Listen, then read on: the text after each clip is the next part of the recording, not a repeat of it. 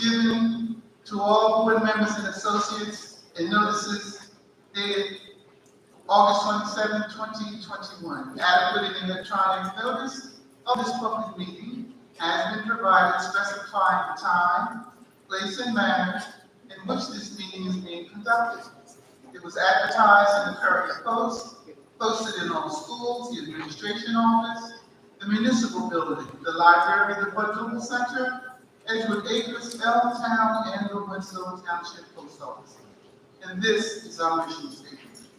The mission of the Winslow Township School District, a large, diverse, and growing community, is to educate all of our students to become independent, lifelong learners, critical thinkers, and caring and confident members of their community. The district, in partnership with the community, and in the climate of cooperation and mutual respect, will provide an academic environment which values excellence and diversity, encourages students to strive for personal excellence, and assist them in acquiring the knowledge, skills, and attitudes necessary to contribute positively to a rapidly changing world.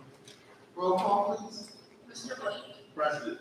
Ms. Redden. Here. Ms. Martin. Present. Ms. McClendon. Present. Ms. Moore. Present. Mr. Shaw. Present. Ms. Thomas. Present. Ms. Peterson. Present. Ms. Pitts. President. We have a quorum.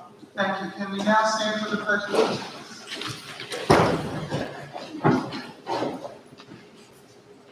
I pledge allegiance to the flag of the United States of America, and to the republic for which it stands, one nation, under God, indivisible, with liberty and justice for all.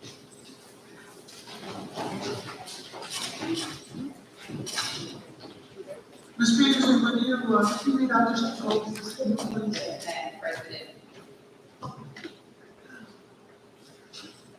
2021 to 2022 district goals. Number 1, student achievement.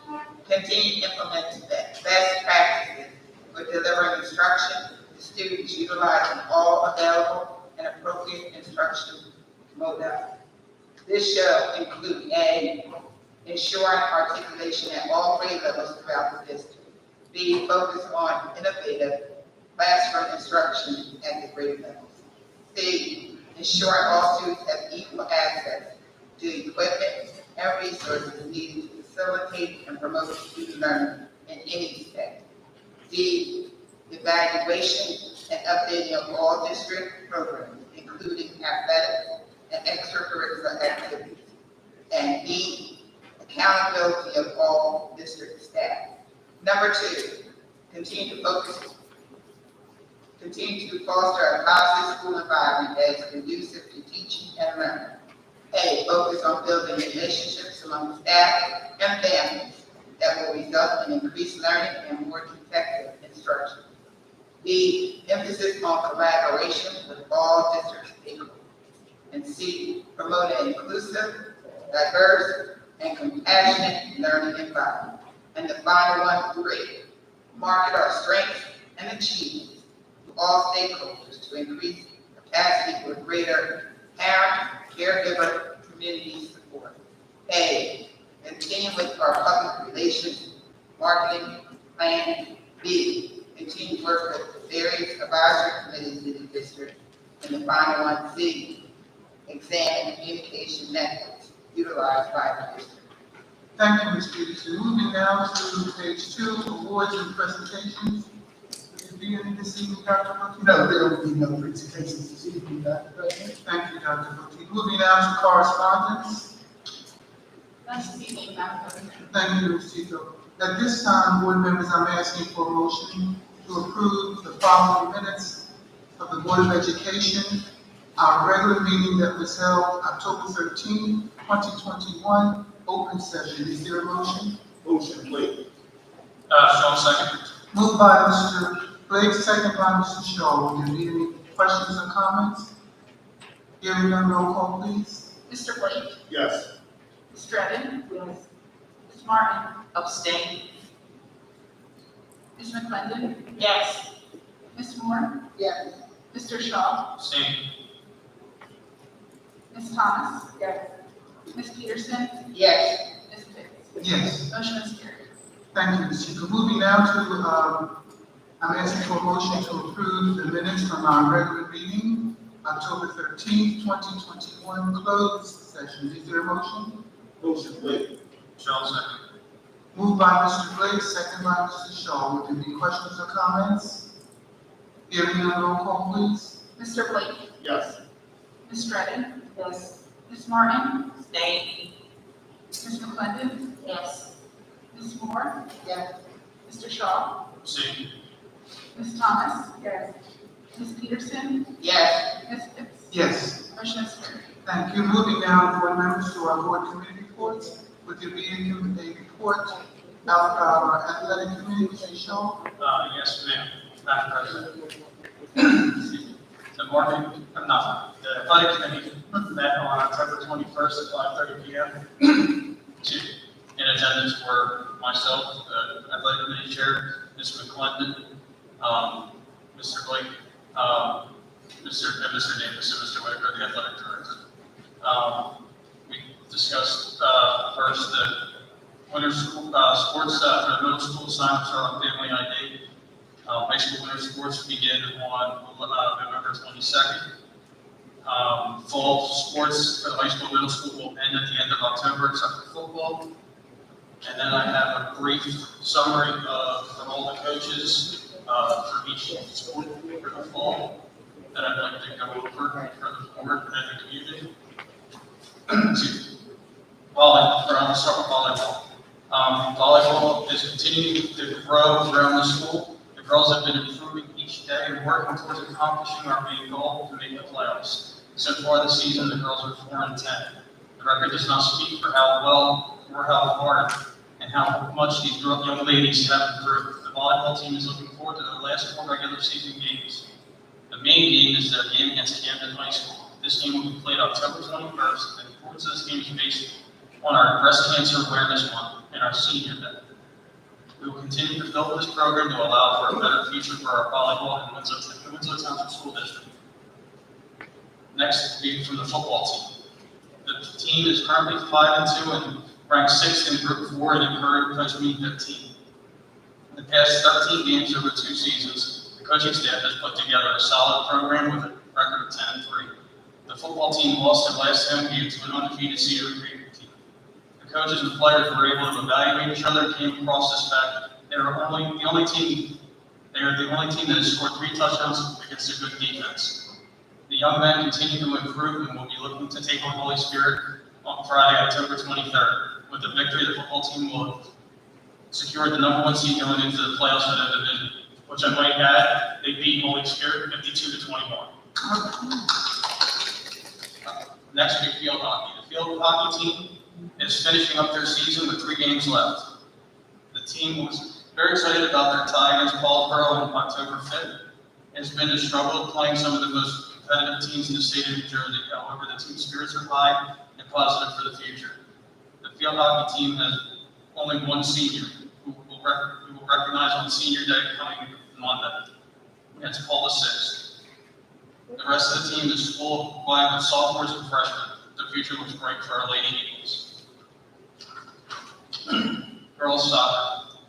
The girls soccer team has 6 more games this season, and we're very optimistic. We will continue to work hard in this competitive conference to ensure the young ladies are getting better daily. On October 6th, the girls team worked together nicely, passing the ball all the way up the field from the defensive end against Seneca, resulting in a goal by Sarah Simmons. Each game, the team is continuing to change the line to best fit their opponent. With 4 home games left, the team looks forward to the community coming and supporting them. Also, 9 seniors will be graduating from the soccer team at the end of this year, and their senior game will be held on October 28th at 3:45 against Paul VI. The team would appreciate all the support and hopes the community will be able to cheer them on in their final game.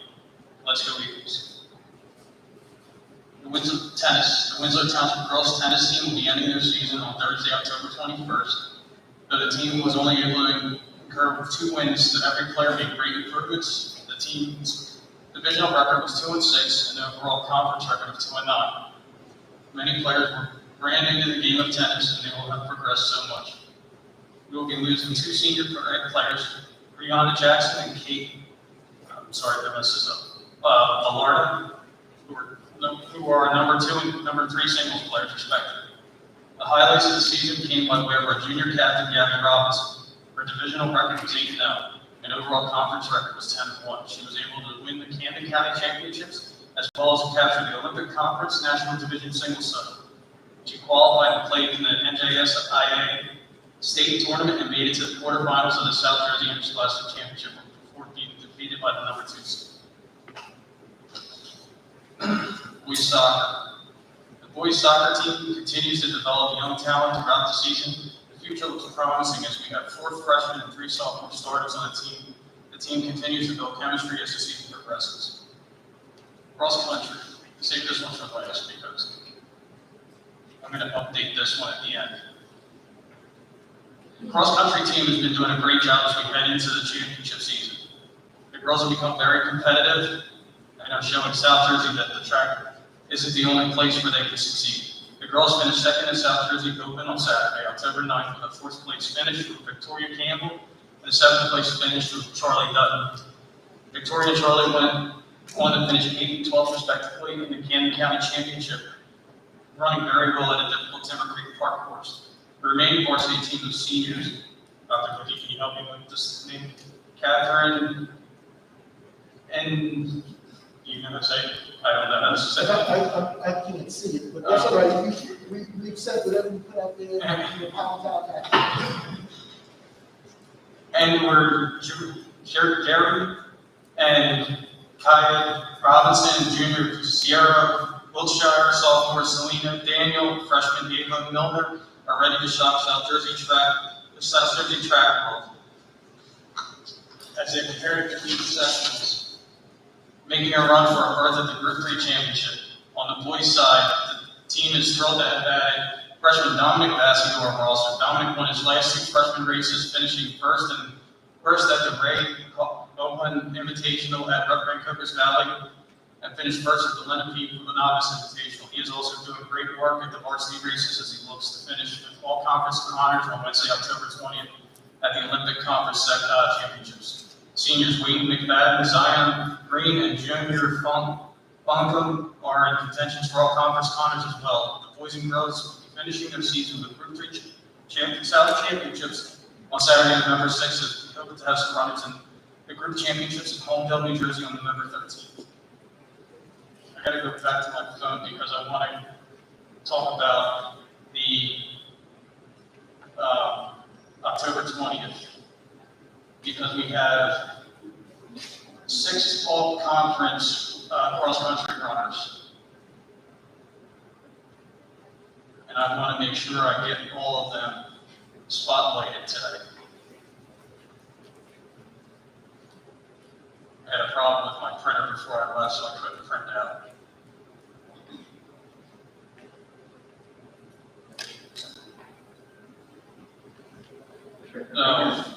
Our Olympic Conference runners are senior Victoria Campbell, who finished in 4th place, senior Charlie Dutton in 5th place, senior Catherine, I'm sorry again for messing up your name, and 10th place, and freshman Ava Milner, 14th place on the girls' side, and then on the boys' side, freshman Dominic Bassi, 7th place, and senior Junior Falcom in 14th place.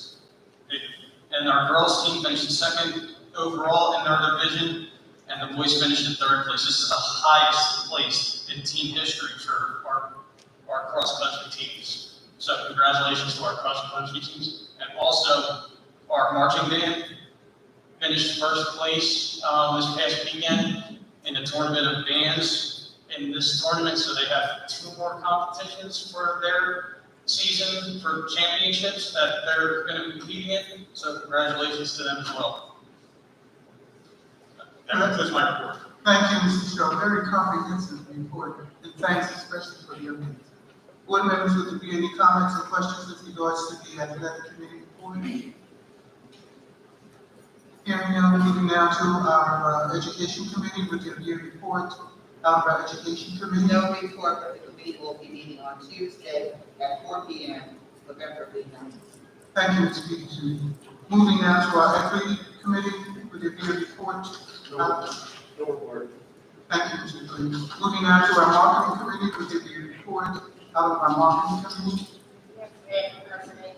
The marketing team met on October the 12th, in person at 4:30. And so it was just basically just to tie up any last minute things for the 20th celebration anniversary for Winslow Edgewood.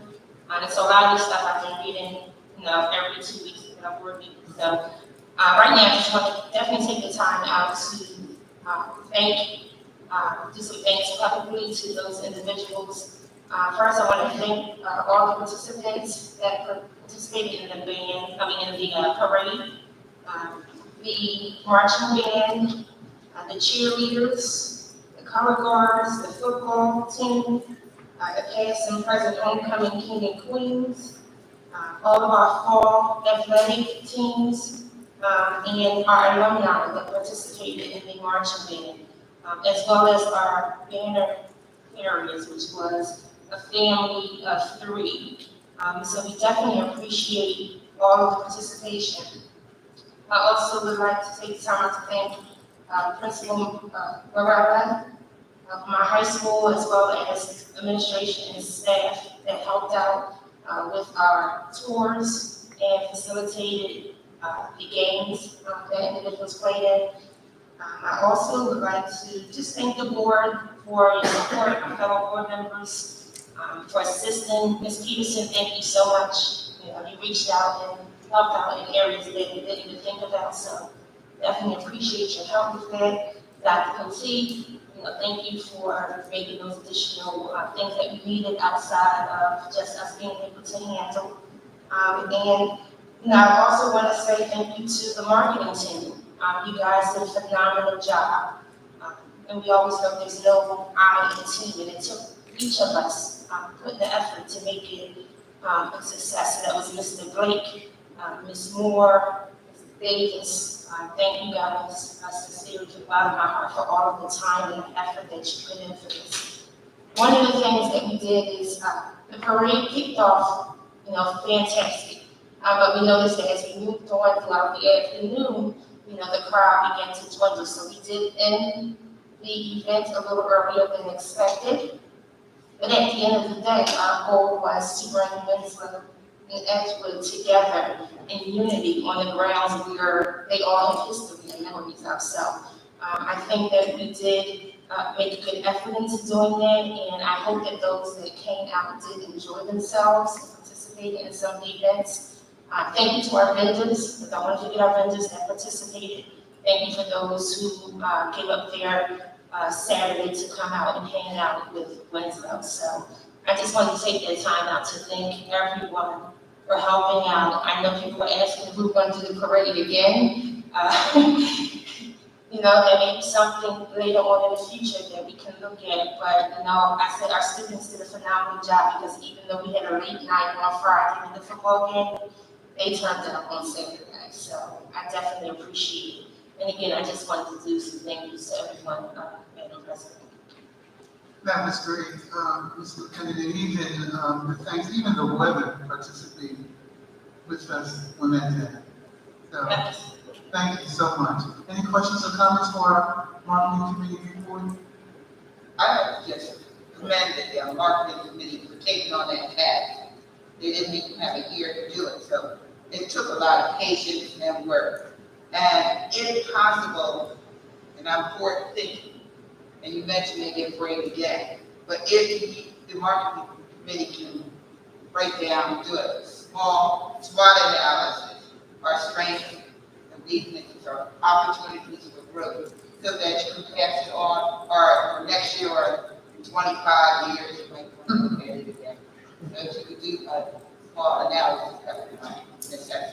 Yes, Ms. Peterson, we do plan on doing it. Our next meeting, it won't be till next month, during our regular scheduled meeting, which will be the 4th Tuesday of the month. So we do plan to sit down and kind of debrief on everything that took place, what we could have done better, what things were successful, and we'll have a report in probably in December, in November for our next meeting in November. We will have an update to that. I just want to thank you again, because that was a phenomenal job we get with the help of administration. So thank you. Thank you. It's called teamwork, and it works. Thank you, Mr. Clinton. Moving now with the review report out of the Operations Committee. Yes, Madam President. The Operations Committee met on Tuesday, October 26, 2021, at 5:30 p.m. The attendants were Ms. Reddy and myself. Ms. Shaw, also on attendance were Ms. Flora, Ms. Kika, and Ms. Lee. The following items were discussed. One, up-to-date of district project. Don Gregor has completed the 2019 high school edition renovation of the and 2020 project, the construction of the greenhouse renovation into curriculum completions and parking lots expansion has been completed. A replacement Don Drive with information regarding the greenhouse has been requested and should arrive shortly. B, electric, is installation of the PA system at all schools, closed out documents have been requested. 2, Mr. Mills provided an up-to-date on the following items. AED inspections were conducted, there were no issues. B, water testing, engineers and conform testing has been performed. No issues were discovered. C, lead and water testing has been rescheduled to a later date.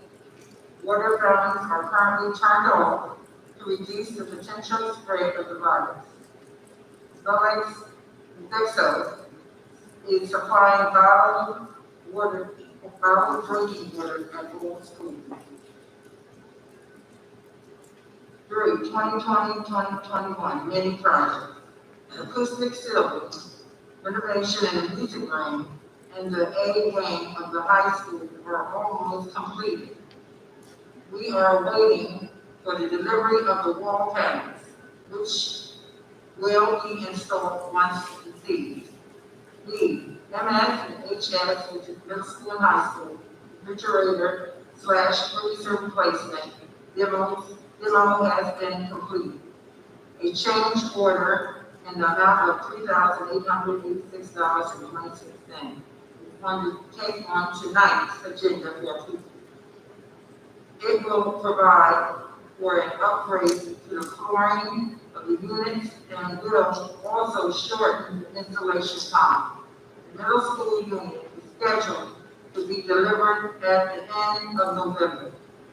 C, septic system repairs at School 1 have been totally completed. 4, ARP, American Rescue Plan funds. A Land Associates is working on the plan for HVAC improvements for the high school and School 6. Plans are to be submitted to the New Jersey Department of Education for approval. Project budget will also have to be submitted on an ARP grant application for approval. 5, before and after school update. At the start of school, there were approximately 82 students in the room. Currently, there are approximately 185. 6, miscellaneous items. A, auditors have begun the audit of June 30, 2021 fiscal. They are scheduled to return in November. The uniform assistant, 8 applications are on file. 4 are approved and 4 are pending. C, virtual calculation discussions, the challenges, and will explore getting additional help. D, staffing shortage. All support programs are supporting staffing shortages. Everyone is pitching in to cover the meeting adjourned at 6:38 p.m. and the next meeting is scheduled for Monday, November 22nd, 2021 at 5:30 p.m. Thank you, Mr. Goodman. Would there be any comments or questions with regards to the Operations Committee report? I do have a question, Madam President. Mr. Blake? Yeah, number 6, letter C, virtual calculation, so the staff members did not receive their virtual check. Is that what that means?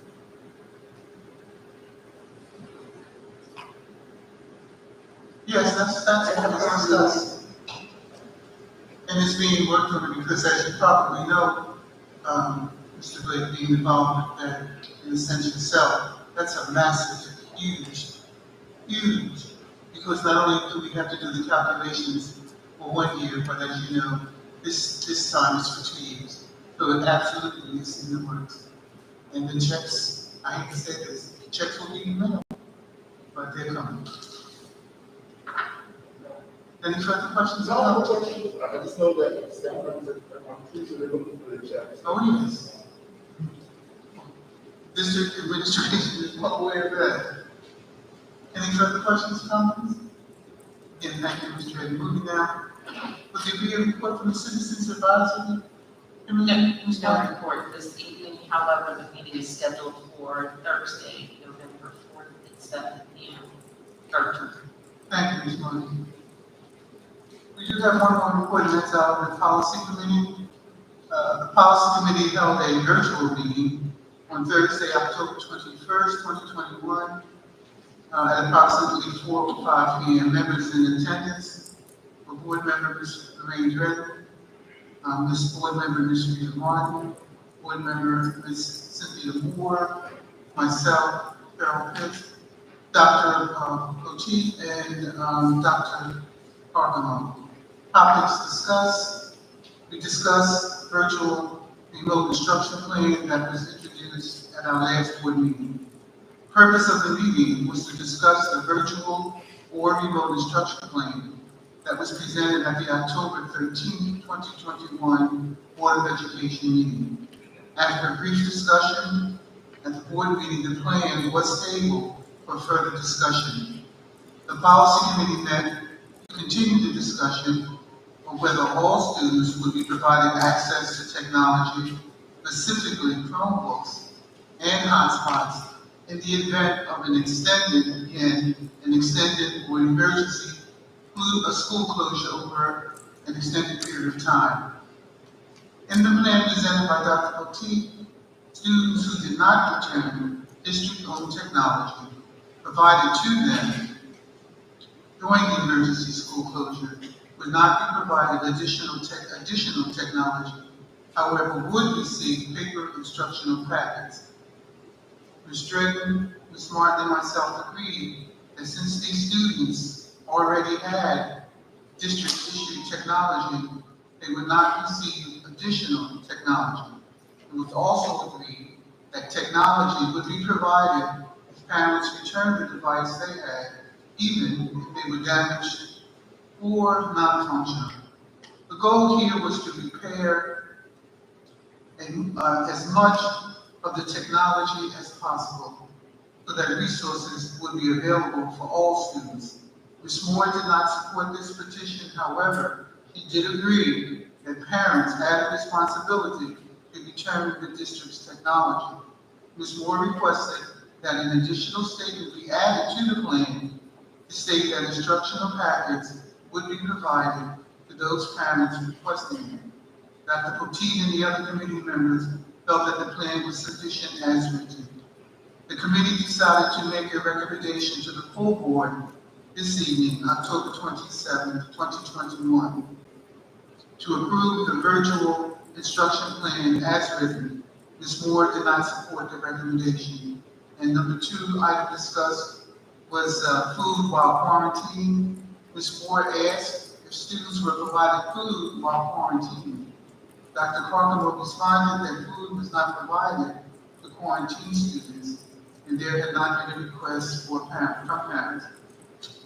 The meeting concluded at 5:23 p.m. So therefore, board members, as we stated at our last board meeting, with regards to the plan that is supposed to be submitted to the state by October 29th, at this time, I'm raising for a motion from the board with regards to Dr. Cochise's plan to be submitted as is. Is there a motion? Madam President, should be motion that reflects, approval by the recommendation from the, policy committee based on the virtual remote instruction plan submitted by Dr. Putin. Is that the motion? Is that how we should phrase it? Yes. Then I move that we approve the recommendation of the policy committee as reflected in the virtual remote instruction plan submitted by Dr. Putin. I second the motion. So the motion has been moved and seconded. Any comments or questions? Yes, Madam President. Yes, Mr. Clinton. So it was my understanding when we discussed this as a board on the floor, that we were tabling it because Mr. Shaw and Ms. Martin was not here. It was not discussed that this was going to go back to the policy committee for further discussion, or that there would be a recommendation coming out of the policy committee. What we did say is that after the CAC report, as far as what was given in the CAC, that the policy committee was going to take the recommendations that the CAC was talking about with the Chromebooks.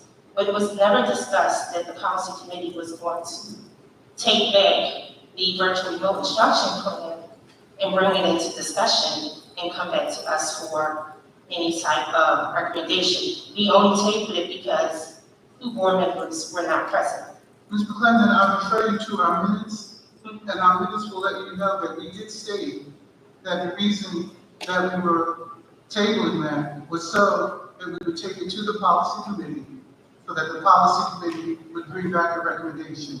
In addition to that, yes, it was also stated that at the time of the meeting 2 weeks ago, that we would not go forward with any kind of decision because we had 2 board members, Mr. Shaw and Ms. Martin, missing. We did not at that time state that that was the sole reason why we were not going to go further. In addition to that, if you recall, the reason why we had that policy committee meeting at the time was because there was a deadline of October 29th that Dr. O'Toole had to have this through to the state.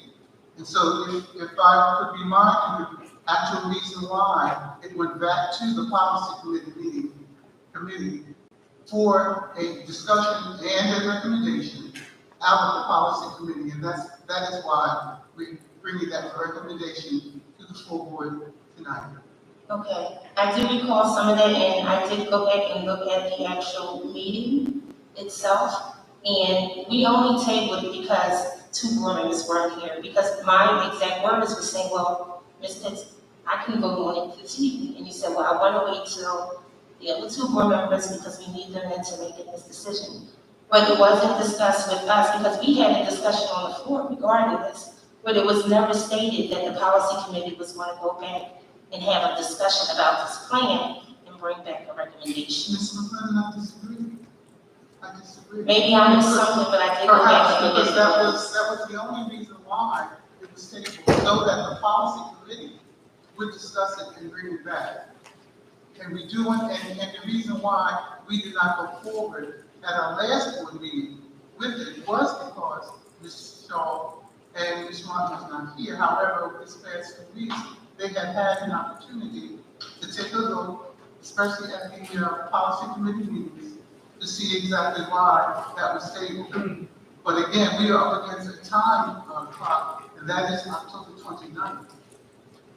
I do understand it, Madam President. And I also would like to say is, as I sat back and thought about the discussion that we had regarding this, I started thinking about what is in the best interest of the student when we talk about this issue. Because, of course, I was definitely against not giving students Chromebooks. One of the things I thought about is if a child not being with the rest of their class, working through paperwork, that causes a sense of isolation. We don't know what's going on in each student's household. The parent is held responsible for that. And as Dr. Cote mentioned in the last meeting, no, we don't want to punish the student, but that's exactly what we'll be doing. We'll create a sense of isolation to that student. No telling how long. And we're talking about an emergency situation here, not just a regular 14-day quarantine.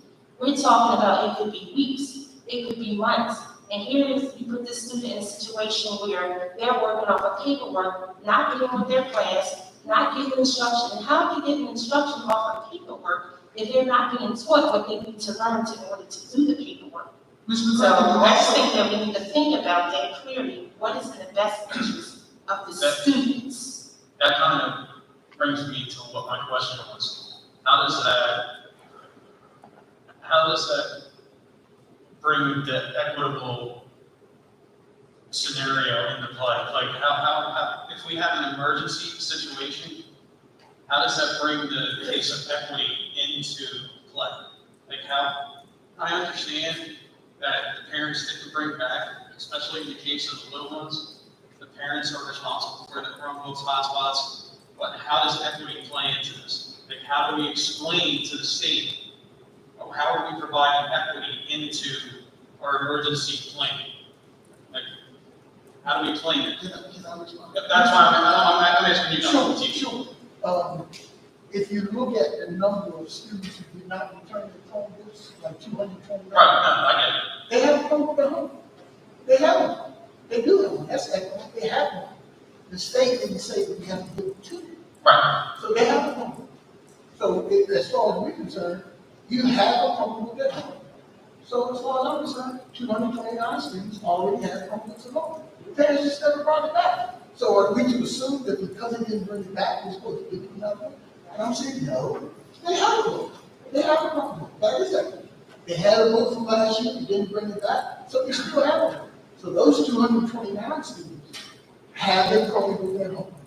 The other young people who damaged and would not pay, we have already said to the parents, if you will work out an arrangement with us and give us $1 a day, $1 a week, just give us some kind of indication that you're willing to work with us.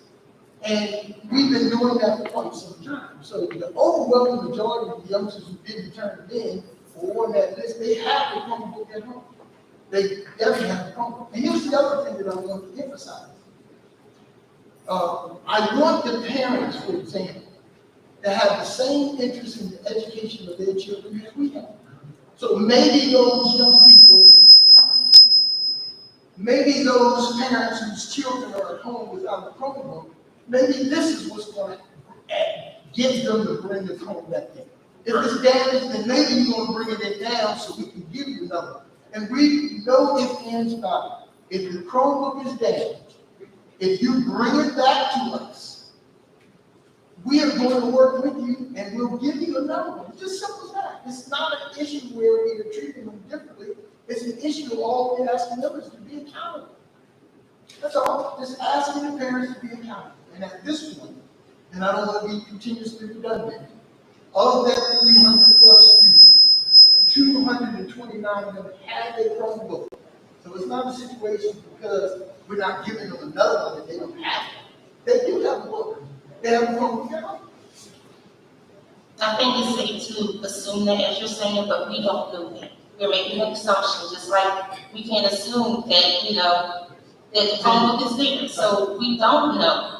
But There's a fact, but we assume because we gave it to them last school year. Right. Yes. But here's the problem. It's just like when we were in school, we signed out a book or signed out a piece of equipment when we were in school, we had to return. You have to return this. You cannot keep it. I agree with you And 100%. we need to know where it's at. And if it's not at home, And where it's all the parent has to do is come to us and tell us. Now, we've reached out, we went to the homes, we've done everything we possibly could. All the parents have to do is say to us, Dr. Cote or principal, the Chromebook is not there. I don't know where it is. We lost it. And tell us that. So as far as I'm concerned, you have a Chromebook. They have a Chromebook at home, 229. And I don't think it's asking too much to ask the parents to respond to us. One way or the other. That's all we're asking the parents to do, is tell us what the issue is. And maybe this action that we're taking is going to encourage them to respond to us. Now, this is if and only if. This is like an insurance policy. You're only going to need it if it happens.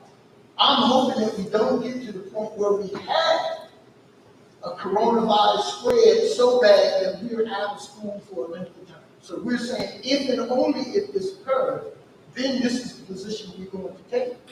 So at this point, the overwhelming majority of those young people, through their parents who signed for them, have a Chromebook at home. It's not like they don't have it. They do have Chromebook. Okay, thank you, Dr. Cochi. Any further questions or comments before I ask for a vote on this? I have one more question. In the statement on number 8, it does say also if they have not paid for the damaged Chromebook. So that means they don't have a Chromebook, but it's damaged and they returned it, but yet they still won't get a Chromebook. And at this point, I'm saying, the school district, as I mentioned repeatedly last week, we're not in the business of trying to make money off their parents. We're not asking for money.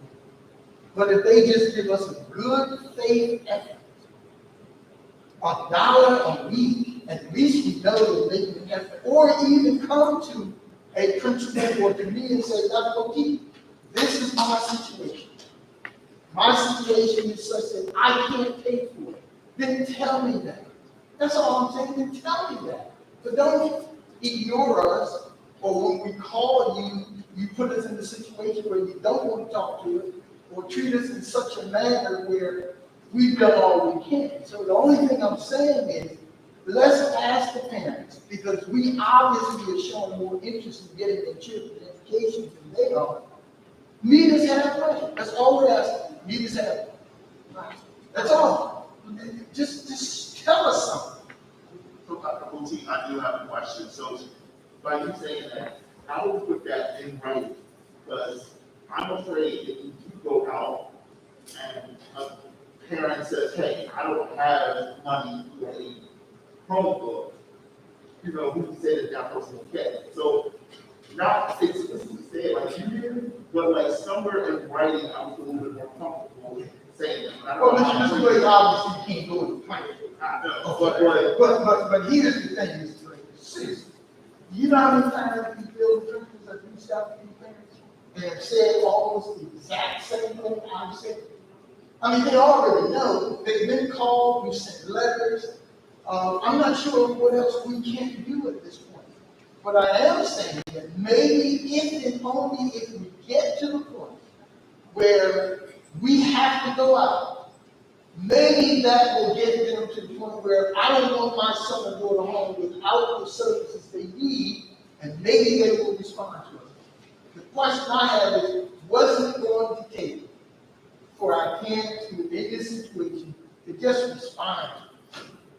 So they've already taken the initiative. Now, I don't want the district, and our last resort is to take the action where we have to go to collections. And then when you go to collections, now we're a bad person. We're putting parents in a situation where we're isolating them, now they don't want to be supportive of the school. But collections will put them in a far dire need financially than anything you can imagine. And I know they don't want people to come in and call it out because they want to collect on the field. We know that option is available to us, but we have hesitated to even go that far. So yes, the principals have made more than enough effort to try to convey to the parents basically what I've already said. Just respond to this. I don't know what else to say, Mr. Blake. Truly, I really don't know what else to say. And why we're in this situation, I have no idea. Thank you, Dr. Cochi. Any further comments or questions before I ask for a roll call? Hearing none, so the motion is on the floor that the recommendation from the policy committee is that we accept and approve Dr. Cochi's plan as submitted. Roll call, please. Mr. Blake? No. Ms. Redden? Yes. Ms. Martin? Yes. Ms. McClendon? No. Ms. Moore? No. Mr. Shaw? No. Ms. Thomas? Yes. Ms. Peterson? Ms. Prince? Yes. Motion is carried. Thank you, Ms. Chico. Moving now, board members, to the superintendent's report. At this time, I'm asking for a motion to approve the superintendent's report as it appears, page 2, and continues through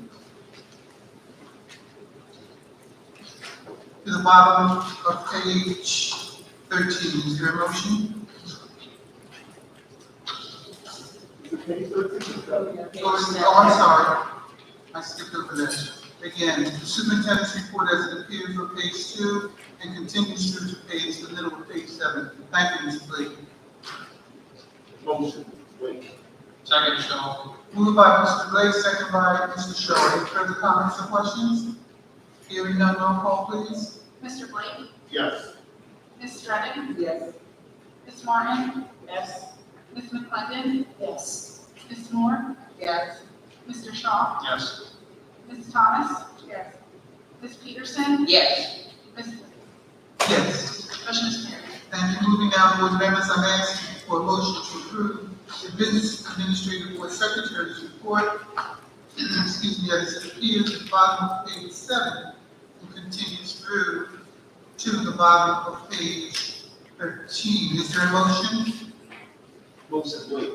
Second, Shaw. Moved by Mr. Blake, second by Mr. Shaw. Will there be any further comments or questions? Hearing none, roll call, please. Mr. Blake? Yes. Ms. Strutting? Yes. Ms. Martin? Yes. Ms. McClendon? Yes. Ms. Moore? Yes. Mr. Shaw? Yes. Ms. Thomas? Yes. Ms. Peterson? Yes. Ms. Pitts? Yes. Motion is carried. Thank you. Moving down, board members, I am at the top of page 14. I'm asking for a motion to approve the personnel report that begins at the top of page 14 and ends at the bottom of page 15. Is there a motion? Motion, Blake. Second, Shaw. Moved by Mr. Blake, second by Mr. Shaw. Will there be further comments or questions? Hearing none, roll call, please. Mr. Blake? Yes. Ms. Strutting? Yes. Ms. Martin? Yes. Ms. McClendon? Yes. Ms. Moore? Yes. Mr. Shaw? Yes. Ms. Thomas? Yes. Ms. Peterson? Yes. Ms. Pitts? Yes. Motion is carried. Thank you. Moving down, board members, to our agenda. And it is our pink sheet that I believe that we have had sufficient time to read through. So therefore, on the agenda, I'm asking for a motion to approve the personnel report as it appears on page 1 and as it continues through to the middle of page 2. Is there a motion? Motion, Blake. Second, Shaw. Moved by Mr. Blake, second by Mr. Shaw. Any further questions or comments? Hearing none, roll call, please. Mr. Blake? Yes. Ms. Strutting? Yes. Ms. Martin? Yes. Ms. McClendon? Yes. Ms. Moore? Yes. Mr. Shaw? Yes. Ms. Thomas? Yes. Ms. Peterson? Yes. Ms. Pitts? Yes. Motion is carried. Thank you, Mr. Chief. Moving now, we're still on our agenda. I'm asking for a motion to approve the business administrator board secretary report as it appears on our agenda. It begins and ends on page 2. Is there a motion? Motion, Blake. Second, Shaw. Moved by Mr. Blake, second by Mr. Shaw. Further comments or questions? Yes, Madam President, I'd just like to make a comment in reference to the use of facilities, because we have not allowed outside organizations to use our facilities thus far. As you know, this is an organization that provides custodial maintenance services to the Winslow Township School District. They'll be using our facilities for training purposes. Right? Thank you. And those are the days, of course, we will not be here. Right. Right. Right. Keep you covered. Okay, thank you for that. Okay, moving, any further comments or questions? Roll call, please. Mr. Blake? Yes. Ms. Strutting? Yes. Ms. Martin? Yes. Ms. McClendon? Yes. Ms. Moore? Yes. Mr. Shaw? Yes. Ms. Thomas? Yes. Ms. Peterson? Yes. Ms. Pitts? Yes. Motion is carried. Thank you, Mr. Chief. Moving down back to our regular agenda. I'm asking, would there be any open public record act requests? Yes, Madam President.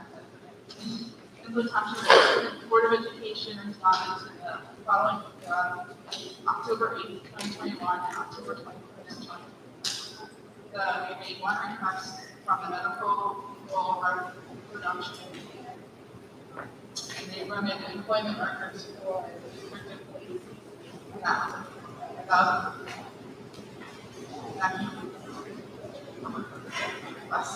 Okay, thank you, Ms. Chief. Moving now, board members, to old business.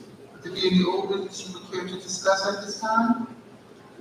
Sorry, I'm always confused about whether this comes under old business or where it comes, but I just wanted to add to the report about the homecoming. There were a few other people I wanted to thank. I want to thank Mr. Parker for the band, Mr. Doheny for the choir, Mr. Whitaker for providing the student athletes, Mr. Jack Mills for being an awesome teacher,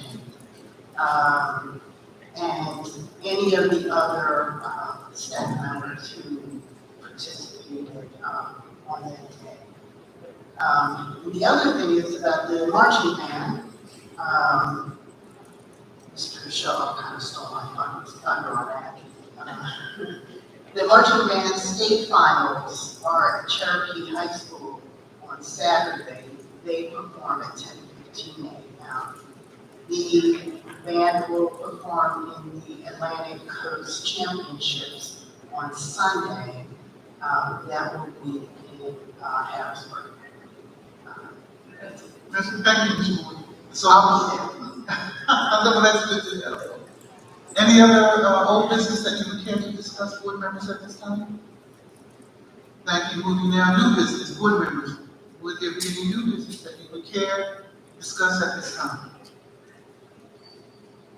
Thank you. Moving now to informational items. Dr. Potteet, would there be any informational items? Yes, Madam President, members of the board and community, I have several information items for this evening.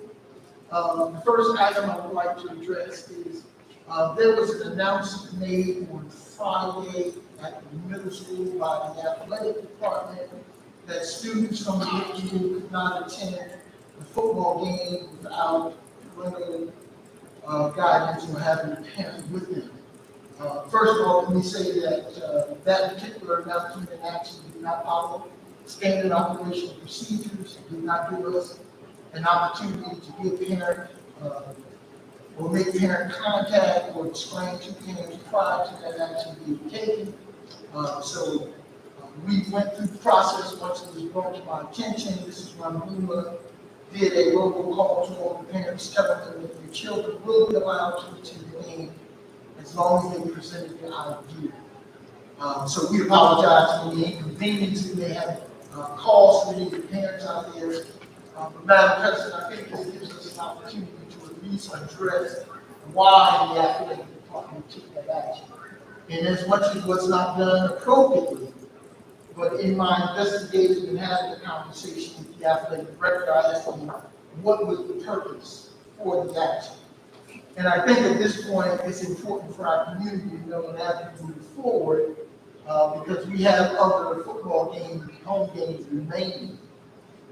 This has not been a problem in the past, but we know once the football team start winning, you get more people who are going to participate. However, it was brought to my attention that we get a lot more, of course, young people who are attending these football games. Many of them, of course, are 12 years old and under. Because they are unsupervised and chaperoned, they are causing some problems at the games. Of course, most of them don't sit down the whole time they're there anyway, but that's why they're there to have fun. But we do believe that we must take appropriate action in order to address the issue. That is, students who are 12 years old and younger should not be there without parental support anyway, because they're too young to be at those games by themselves. Then on the other hand, if you've been paying attention to high school football over the past 3-4 weeks, not necessarily at our game, but there have been a lot of fights and disruptions at the games, and we're also looking at the safety factor and making sure there's accountability for every young person who's at those games. So moving forward, anyone 12 years old and younger must be accompanied by an adult or an older sibling, high school, older sibling, 18 years years old or something of that sort. Or an older brother or sister who, is an adult, not necessarily a parent. But students who are 12 years old and younger should not be at those games unsupervised. We have always asked our young people to provide an ID upon entering those games, and we're going to keep that in place. You must show an ID. Our middle school students have an ID. It's not a picture ID at this point, but they do have an ID, the name and information showing that they are a student in middle school. I spoke with Mrs. Wanguma, and she informed me that the picture IDs will be available in November, but they will have their IDs. And again, these are just safety precautions that the athletic department brought to my attention that they want to take. And of course, I agree that children 12 years old and younger should not be there unsupervised. And all students, high school, middle school, and students from the other schools must show a student ID in order to purchase tickets and enter football games. I'll address any questions anybody may have in reference to that. We will give, of course, starting now, parents ample time to know, Mrs. Wanguma, we don't have to do it with the high school because the high school does not fall under that, but they do have to have the ID. But we will be addressing primarily the middle school because a lot of those young people, 7th grade or 12 years old, some of them will be 13, but for those that are 12 years old, should not be there unsupervised. So we'll start that information, giving parents ample time to address that issue. All right? Dr. Woods, you have a question? Yes. How is that going to be policed as far as knowing if a child is 12 or 13? Like how The is that going to be? the ID, only the middle school students. I don't think we have any middle school students that are 11 years old. Most of our middle school students, if not all of them, are at least 12 years old. So if they come to the school, to the game with an ID, then we know they're in middle school. We are going to ask our parents, because we don't ask for age, birth, that sort of thing. But if we let our parents know in advance, we're hoping that our parents would not allow a 12-year-old, because we've seen it. Somebody drive up to the game, they let out 4 or 5 kids, they run to the game, no supervision. We're hoping that in communicating with our parents, that they would support us in this effort, because it's all about safety, it's about their children. We're going to do our part. We're just going to make sure that the parents, at least they know that this is what we would like to have happen that day. But as long as they have a student ID, then we're going to know that they're a middle school student, and they can ask me, but we're not going to make it that much of an issue. We just hope that the parents will do their part. Mr. Cole. I want to have a question. Yes, sir. Upon just middle school period, because I even feel like 13-year-olds, I don't know if they're, some are not as mature, and I think it's just to shut everything down if you're a middle school student. Well, at this point, and the reason we are doing it because it's consistent with all of the high schools in South Jersey and the New Jersey Scholastic Athletic Association. They have that standard rule that students 12 years old and younger should be accompanied by them. So we just fall in compliance with what the other schools are doing and what the SIAA are asking all the schools to do. So we just want to make sure we comply. All right?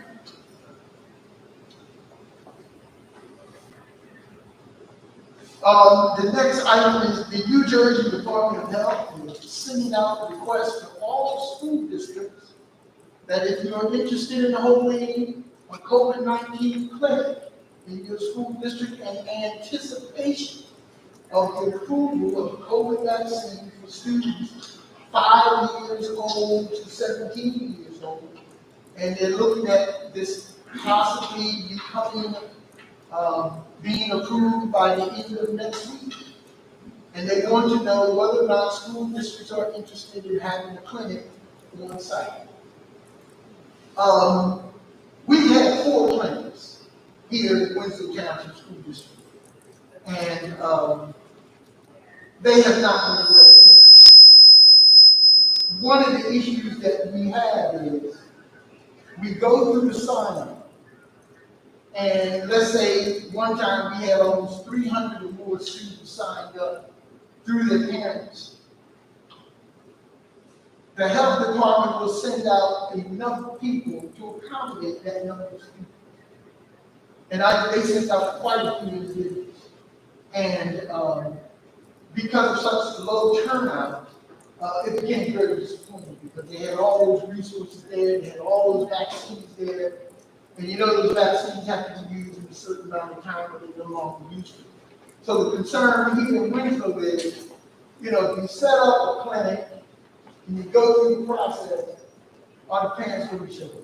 Now, of course, I can't give you guarantees, but I want to bring it to the attention of the board that ours have not been well attended. And of course, it is the parents' decision to make. We only provide the service, it's the parents' decision to make. I don't know, you know, how parents feel at this point, and I know it's probably mixed for 5-year-olds up to 17-year-olds. But I have not pursued this invitation based on past experience. One, I want to wait until, of course, to get the approval for the vaccine. Two, I don't know, I'm somewhat hesitant because the last time we did that at the high school, there were so few people. The workers, the people who came from the Kane County Health Department came somewhat frustrated and packed up and wanted to leave because we had promised them all of these students would show up and they didn't. So I just want to put it out there that the invitation was extended, but there's some hesitancy based on past experience here with you. So that's where we stand at this point. I'll continue to revisit this. But that takes me back to my next comment, and that is, I sent out a COVID-19 travel alert letter to the community this week. And in that letter, I stated that students who, or families who travel beyond Pennsylvania, Delaware, New York, upon returning to New Jersey must quarantine for 10 days. The question that was brought to my attention, and it was only brought to my attention once, that if students are vaccinated, does that apply to them? And of course it does. But the reason I put the letter out the way I did in terms of students traveling, had to quarantine, 98% of the students in this school district were not vaccinated.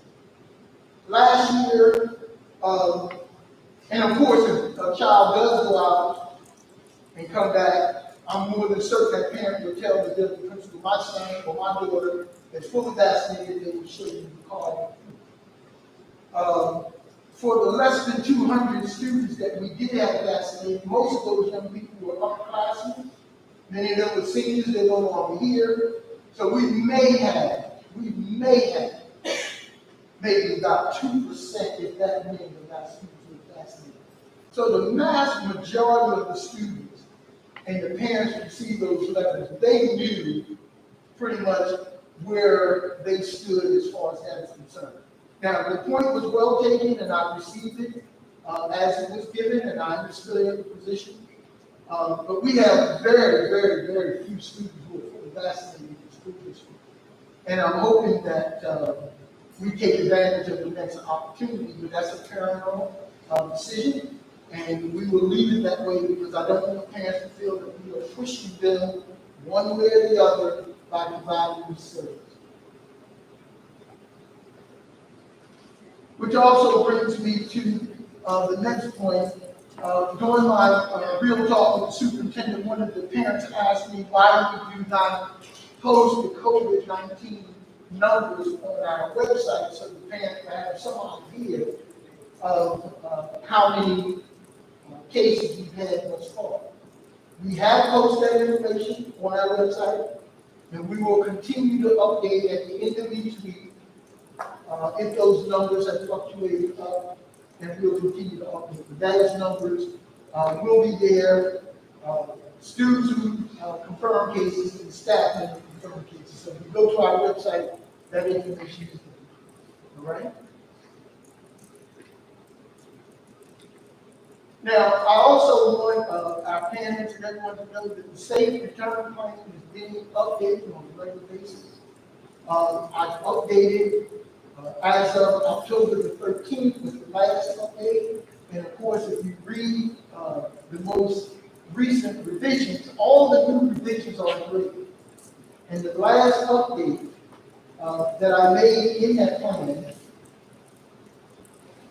hold on a second.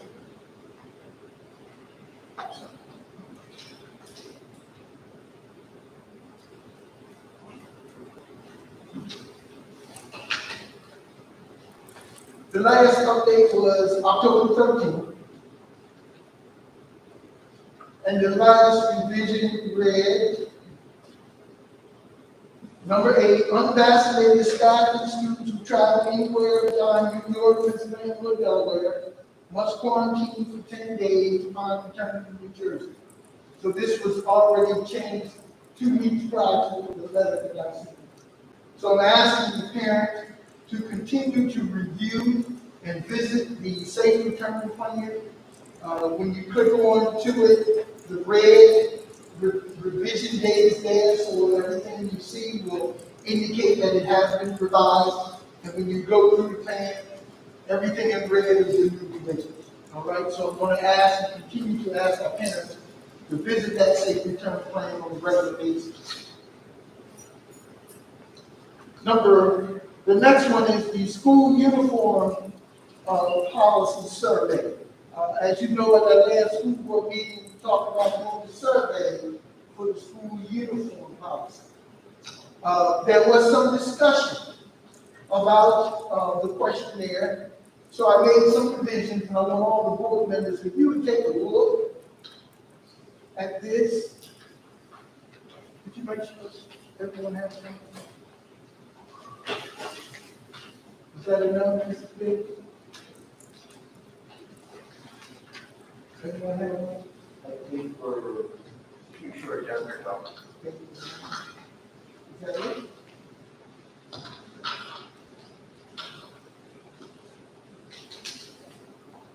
Dr. Carter, Mr. Davis? Mr. Davis?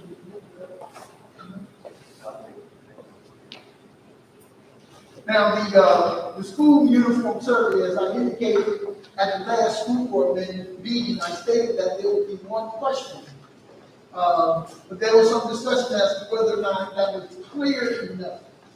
So the question still remains, do you support students wearing uniforms in the Winslow Township School District?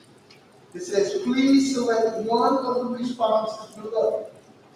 There's a red indicator there. This is multiple responses will not be counted for calculating the results. So if someone tries to go in, we're going to put it on parent portal. If someone tries to go in multiple times, we'll be able to identify that and eliminate any multiple calculations. It's either yes, no, or neutral. If you say yes, yes means that you support the district's uniform dress code policy for the 2022-2023 school year, as long as the policy is applied consistently throughout the district. That's your yes. If it's no, this means that you do not want to continue with the district's uniform dress code policy beginning the 2022-23 school year. And if you are neutral, this means that it does not matter to you one way or the other. However, there's a note there that says a neutral vote will be considered a yes vote. So don't vote neutral if you're concerned one way or the other. So we would like to encourage you to say yes or no. But if you vote neutral, then neutral will be considered a yes vote. Are there any questions about the survey? Yes. Why are we considering neutral to be a yes vote? Because at this point, they don't care either way. So as far as we're concerned, then they support it.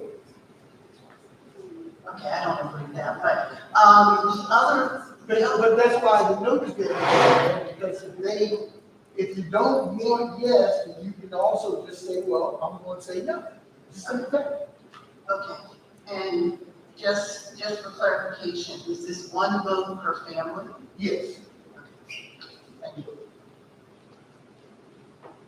We want to encourage parents to say yes or no.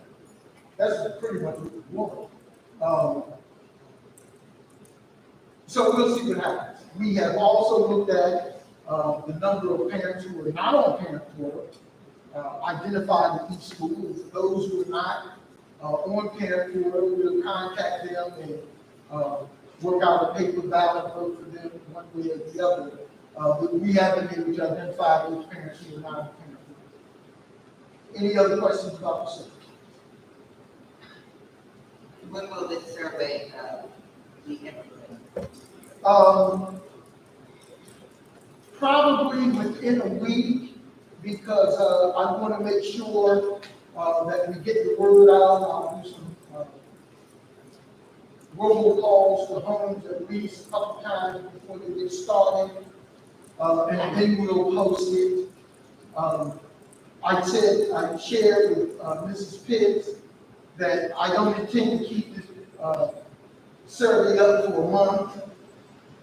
Once we put it out there, 2 weeks should be more than enough. It's one question response is either yes or no, and then hopefully we can bring it to a close. But I would like to make sure that we get the word out sufficiently before we post it so they'll be able to expect it. So I'm probably going to take at least a week to do the advertisements and send the information home to parents, do my robocalls to each home, and give them the days and times when it will be on the website.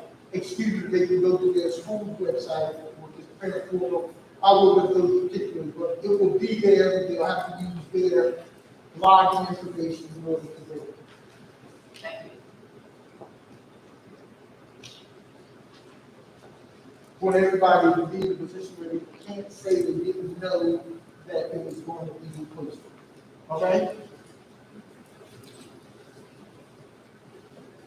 Dr. T, I do have a question about the survey. Is the survey be given out during, parent teacher conference tonight? Is that too soon? Well, I remember it's the members conference. Well, the only issue we have with parent teacher conferences is there's still a lot of parents don't come.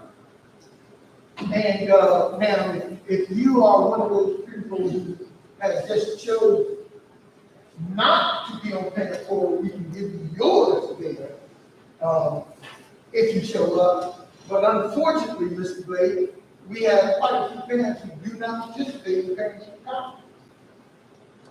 Unfortunately, but it's easier, of course, in the convenience of their home, where they can just log in. But if the principals, for example, have a parent who does not have a login and say that they would prefer to do their voting during parent-teacher conferences. But the other issue would be, I need to look at those dates. When is parent-teacher conferences? Is that December? December. Oh, that's too late. Yeah, I'm sorry, but yeah, that's too late. We're not going to drag this out. We're going to have this done in November. All right?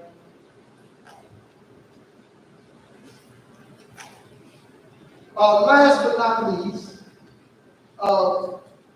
tonight, the Winslow Township School Board approved an on-site COVID-19 testing for district employees. We will be working with Longview Technologies, Inc. They will be providing testing for district employees as well as those independent companies that work for us, our marks, Invesco, etc. We will be doing testing on site. Those tests will start Monday, November 1st, and we will be providing tests every Monday throughout the course of the school year. Those tests will be given from 2 o'clock to 5 o'clock at the administration building, which gives everybody ample time. Those individuals who are unvaccinated will give them ample time to get over there to have their test done. We feel that this is something that's valuable to our employees to provide their service right here on the website. So we will start that next month. Any questions about that? I do. Is that a walk-in or do staff come to the police? Oh, it's walk-in. Okay. That's why, yeah, you walk, it's not like. And then I have another question too. Not about staff testing, student testing. Your COVID-19 dashboard, I did take a look at that. Is there any way that we can break it down even further? Because it's just like a big number, like I don't know if that goes from September. I know it's like from September to now, but it would be pretty awesome if we can have a breakdown, even by school. Just Well, so that, I had, it was given to me by school. okay, I chose to do it that way. We don't want to compare, we don't want people to start panicking and drawing conclusions about one school versus the other. The information that I provided is basically what they wanted. Well, how many cases we had in the district? Pretty much was it. But when we start, well, this school had more cases than that school, this school, we always put ourselves in a situation where we're comparing. And I personally felt that was not what was being asked of me. The numbers was what they wanted, and that's pretty much what we provided. because I was thinking the school district library, it's broken down by school and by day. So I can see like at school A, there's no cases. The next day, you might be one case. It's not broken by staff or students, it's more by like numbers. And where we don't really hear about comparing, but Okay. it does make it a little bit more easier to look at. Where's those numbers to the COVID-19 dashboard? Okay, I have those numbers, but I will turn to the board and say, if that is not sufficient for you, then you tell me what you want, because that's pretty much what I do. I put it out there, and if there's any recommendation to change it one way or the other, then that's the board, you tell me what you prefer. Mr. Bunny, can you explain what you were saying, because I didn't really understand, what is it that you were? So in the neighboring district, their COVID-19 dashboard is broken up by schools and it's reported daily. So it would say school A, October 27th, 0 cases. It's not broken by staff or students, it's just cases. And it's reported every day by the school nurse. And then I know they have to go through like proper channels and only positive cases, not in the quarantine, just if you're positive. So it cut down on a lot of like Dr. Cook can say, oh, this school B has like 40 cases, which in reality it doesn't. It might be about 30 students on quarantine, but it's actually one case. Yeah, we don't do quarantine. Yeah. We don't do close contact. But the hallways talk. So, people say there's like 40 kids that's positive, and that's not true. So I would like to see more of a breakdown maybe per school and per day, even if you have to update it every week, but at least. We would prefer to do it on a weekly basis, because trying to do it every day would be a task. I couldn't keep up with it every day. That's what I was going to suggest, what about if it was weekly? At Well, least that's that, pretty much what we'll do now. That was We'll do it weekly, but we couldn't do it every day. would it be feasible to have it broken down, like Mr. Blake said, as far as our school? It's up to the Is board. that, okay. I have to have some verification in some school districts. They have a school A, that has a magnet school in it, it has a charter school, and it has another school. So do they give it for all, each area? Each area.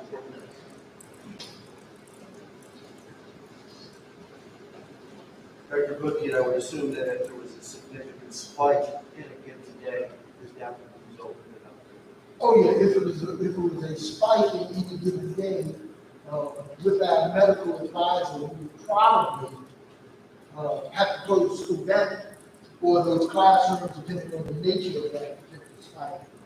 And we would take medical action in terms of resolving that or addressing that issue.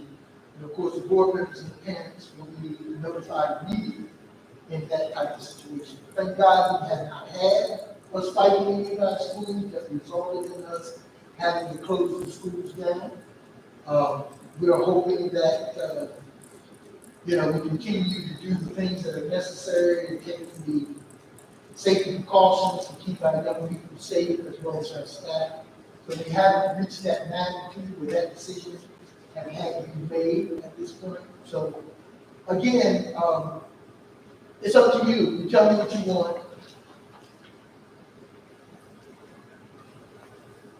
Comments, board members? I think weekly would be, I mean, I would be interested in seeing that weekly. So, and then each week I know I can go and check and see what each school status is. Remain the same, if it's going up, if there hasn't changed since the last week. So I think that would be informative. Any other comments, board members? I think weekly would probably be more informative. Well, it is personal. Weekly, right? Now, let me just ask for a point of clarification.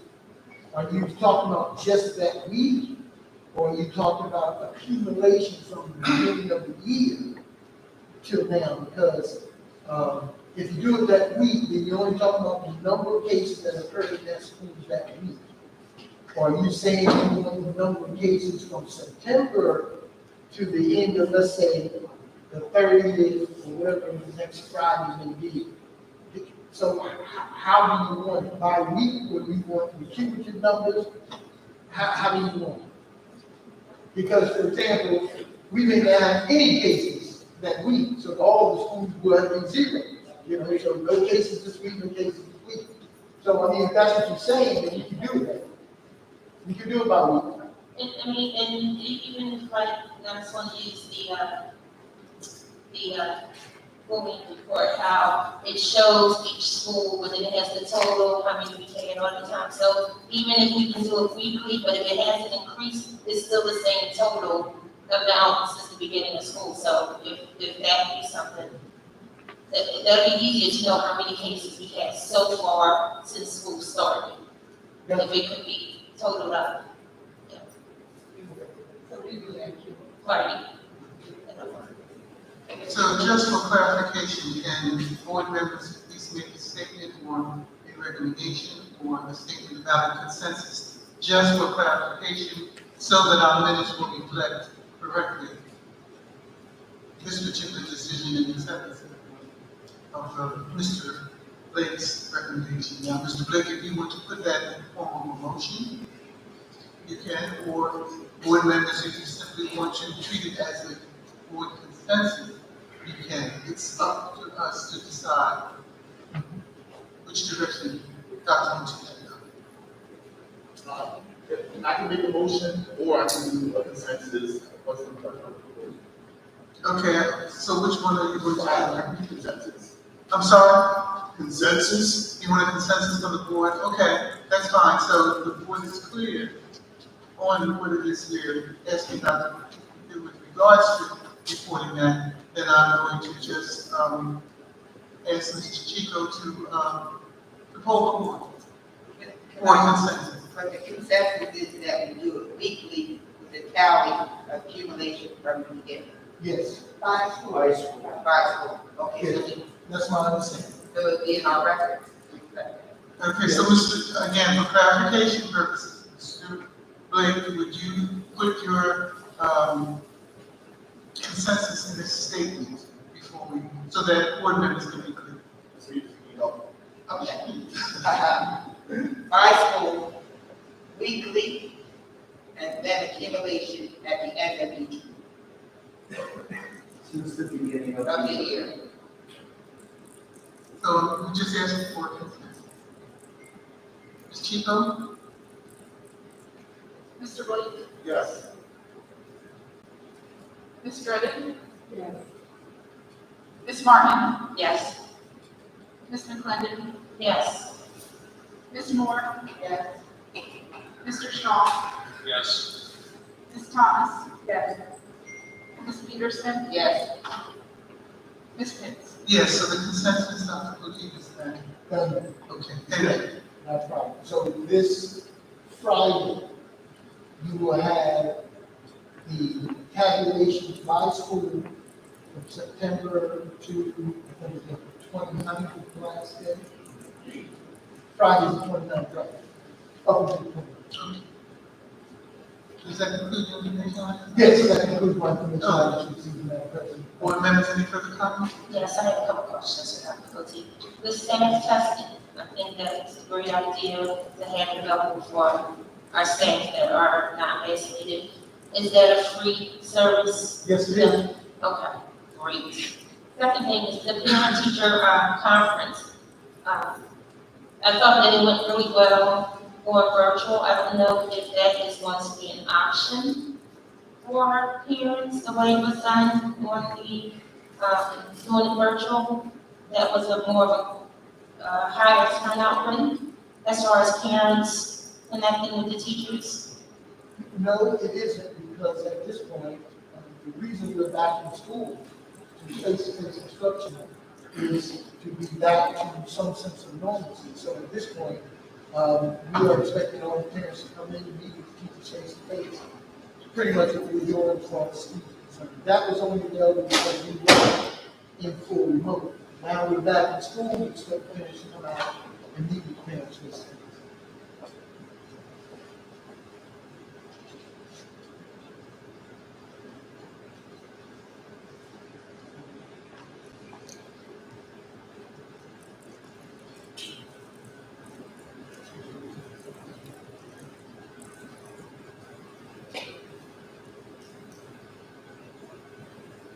This is just a brief pause.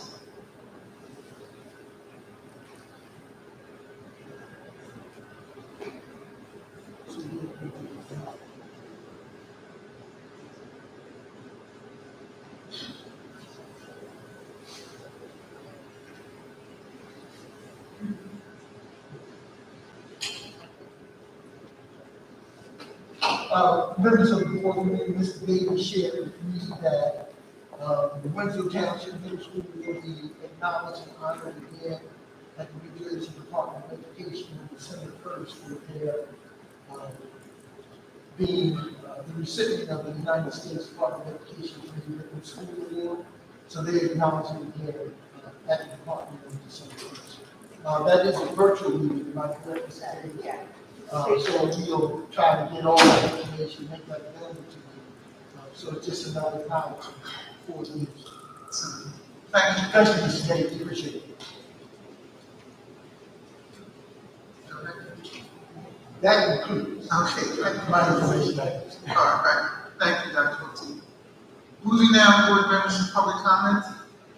The Winslow Township Board of Education highly values the input of citizens in making important decisions that affect the children of our community. We also believe in the rights of our citizens to observe our board meetings, to ensure that all citizens have the opportunity to speak at and attend our school board meetings and offer comment, and to ensure that the board can conduct the important business of the district. We ask that speakers follow these guidelines for making public comments. The board president, the board secretary will recognize those individuals in the audience who wish to make a comment. Please respect these following procedures. Number one, all members of the public attending school board meetings must treat each other and the board with respect. Number two, kindly state your full name and address. Number three, please limit your comments to 4 minutes. Number four, if there are other questions that you did not have time to be answered, please submit those questions to the Board of Education with your name, address, and telephone number where you can be contacted.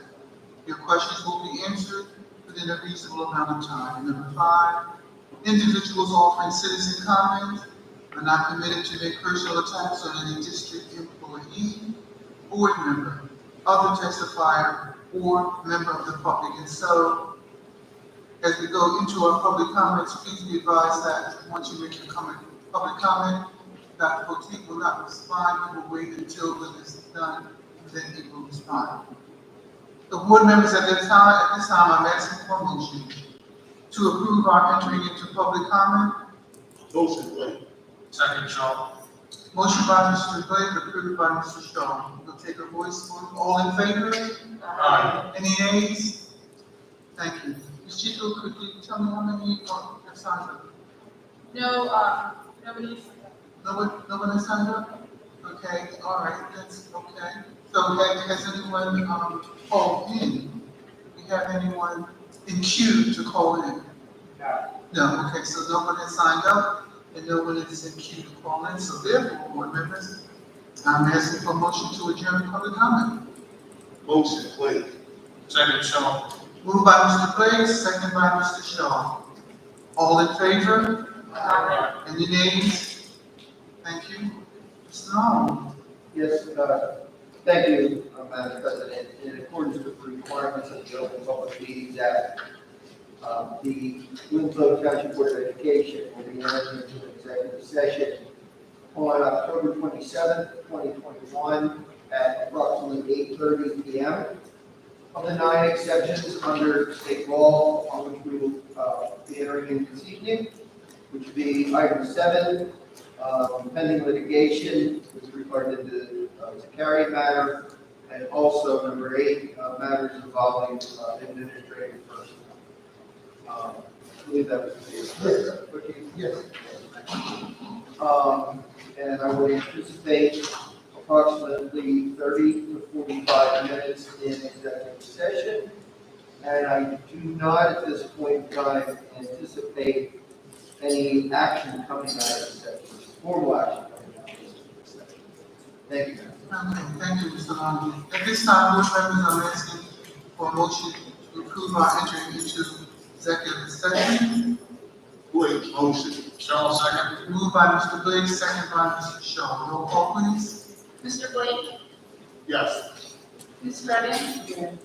Ms. Martin. Yes. Ms. McClendon, Yes. Ms. Moore, Yes. Mr. Shaw, Yes. Ms. Thomas. Yes. Ms. Peterson, Yes. Ms. Pitts. Yes. Motion is carried. Thank you, Ms. Chief. At this time, we are moving into our executive session.